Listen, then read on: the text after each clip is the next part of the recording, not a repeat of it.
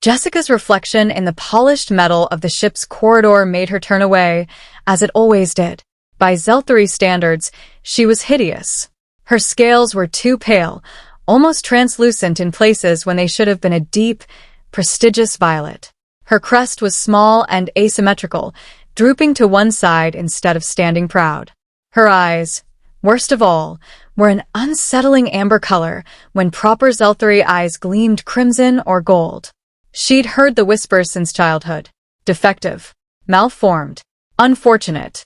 Now, at 23 cycles old, she'd done what any outcast would do. She'd left. The Galactic Federation's diplomatic corps didn't care about Zelthari beauty standards. They only cared that she could translate 14 languages and navigate complex political situations. Her posting on the human diplomatic vessel Endeavor was supposed to be her fresh start. If only she could stop catching glimpses of herself in every reflective surface. Morning, Jessica. She flinched at the cheerful voice.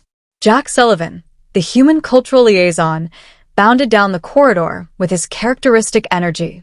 Humans were still new to the Federation, barely 50 years since first contact, and they approached everything with an enthusiasm that bewildered other species. Good morning, Liaison Sullivan, Jessica replied formally, keeping her face turned slightly away. Jack. Just Jack, remember? He fell into step beside her, completely unbothered by her coldness. He'd been trying to befriend her for 3 weeks now. You heading to the observation deck? I have reports to file. Reports can wait. You got to see this binary star system we're passing. The light hits both suns at this crazy angle and... I have work. She quickened her pace. Okay. He raised his hands in surrender, but she could hear the smile in his voice. But you should take a break sometimes. What makes Jessica a dull... what's the Zelthari equivalent of girl? There isn't one. Gender expressions don't translate simply. She reached her office door, hoping he'd take the hint. He didn't. Hey, before you disappear, we're having a cultural exchange dinner night. Captain's orders. Everyone has to bring something from their homeworld and share stories. You in. Every fiber of her being wanted to refuse. Sitting in a room full of people, having them look at her, see her deformities under bright lights. It's mandatory, Jack added apologetically. Captain's really pushing this whole we're one crew thing. Jessica's crest drooped further. What time? 1900 hours, mess hall. His smile brightened. It'll be fun, I promise. I'm making something called pizza. Apparently, it's humanity's greatest achievement before warp drive. Despite herself, Jessica felt her mandibles twitch, the Zelthari equivalent of a suppressed smile. That seems unlikely. You'd be surprised what we prioritize. He gave her a casual wave and continued down the corridor, somehow making the sterile spaceship feel warmer just by passing through. Under the bright mess hall lights, she felt every flaw illuminated. The conversation around them dimmed as people waited. It's simple food, she managed. Common. Nothing special. Everything special if you care about it, Jack said quietly. Why'd you choose this one? Because it's all I know how to make, she thought. Because my mother made it for me when I was small. Before she understood, I would grow up ugly. Before the disappointment set in. It was my mother's recipe, she said instead. That makes it special. Jack smiled and took a serving. Others followed, and Jessica felt something unfamiliar. A warmth that wasn't embarrassment. As the dinner wound down, Jessica helped Jack clean up.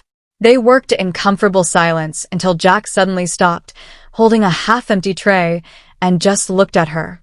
Jessica immediately turned her face away. What? I just realized something, Jack said slowly. Has anyone ever told you that you're beautiful? Jessica froze. The tray in her hands trembled. Was he mocking her? Humans had strange humor, but this seemed cruel. I know Zelthari can change color with emotion, Jack continued, oblivious to her shock, but I've never seen anyone with scales like yours. They're like opals, the way they catch the light. And your eyes are incredible. We have a gemstone on Earth, amber. That's basically fossilized tree resin from millions of years ago. Your eyes are exactly that color. Where I'm from, people pay fortunes for jewelry that color. He was serious. His expression was open, honest, completely without guile. My scales are too pale, Jessica heard herself say. My crest is malformed. I am considered defective among my people. Jack's eyebrows rose. Defective? Jessica, you're stunning.